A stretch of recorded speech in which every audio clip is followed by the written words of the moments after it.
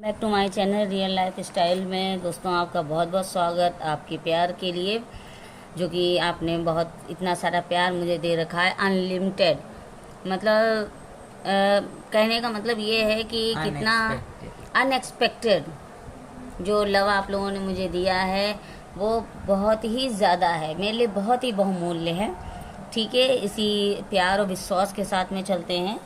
कुछ क्वेश्चंस को लेकर के आई हूँ। दोस्तों, मैंने आपके लिए कहा था मैं नया टाइम टेबल सेट कर रही हूँ, पर किन्हीं कारणों से थोड़ा सा डिले हो रहा है, लेकिन आप फिक्र मत कीजिए, दिसंबर तक आपकी प्रिपरेशन कंटिन्यू हो जाएगी, आप परेशान मत होइए। ठीक है, आगे बढ़ते हैं। क्वेश्चन नंबर 1, अध्ययन तथा अधिगम को प्रभावित करने वाला कारक है। ऑप्शन नीचे दिए गए हुए हैं। ए मनोवैज्ञानिक कारक, बी शैक्षिक कारक, सी परिवेश संबंधी कारक और डी है सभी।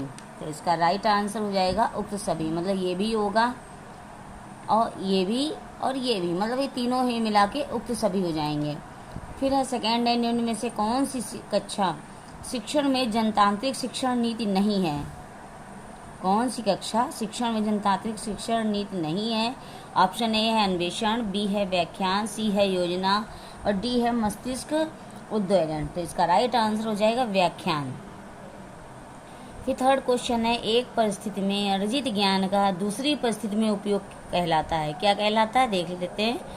ए सीखने की विधियां, बी सीखने में स्थानांतरण, सी सीखने में पठार और डी है सीखने में रुचि।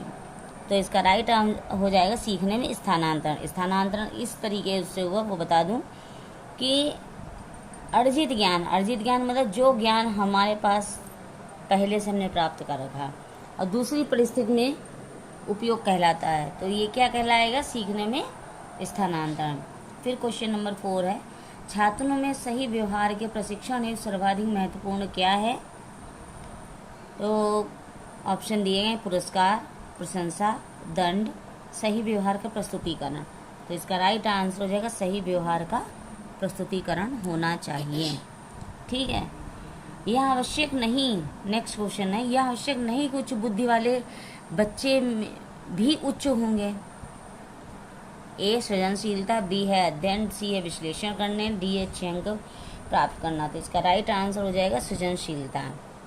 ये जरूरी नहीं है कि उच्च बुद्धि वाले बच्चे सृजनशीलता में भी उच्च होंगे। ये जरूरी नहीं है कि वो हर तरीके से परफेक्ट हो, हर बच्चा हर तरीके से, जरूरी नहीं कि हर कमी उसके अंदर हो और हर अच्छाई उसके अंदर हो।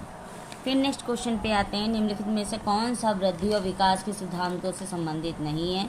ऑप्शन ए है निरंतरता का सिद्धांत, बी है वर्गीकरण का सिद्धांत, सी है समन्वय का सिद्धांत, डी है व्यक्तिकता का सिद्धांत। इसका राइट आंसर हो जाएगा वर्गीकरण का सिद्धांत।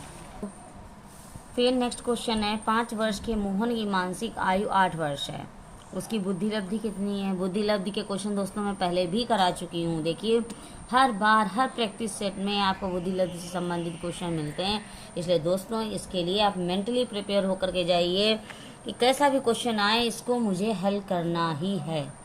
ठीक है, ऑप्शन ए है 150, बी है 100, सी है 160 और डी है 135। इसका राइट आंसर हो जाएगा 160। बाल मनोविज्ञान का क्षेत्र है, ए केवल शैशवावस्था की विशेषताओं का अध्ययन, बी केवल गर्भावस्था की विशेषताओं का अध्ययन, सी केवल बाल्यावस्था की विशेषताओं का अध्ययन, डी गर्भावस्था से किशोरावस्था की विशेषताओं का अध्ययन। तो इसका राइट आंसर हो जाएगा डी। ठीक है, फिर नेक्स्ट क्वेश्चन है, वह अवस्था जो कि माता के किसवें गुणसूत्र जोड़े गए अलग ना होने पाने के कारण होती कहलाती है।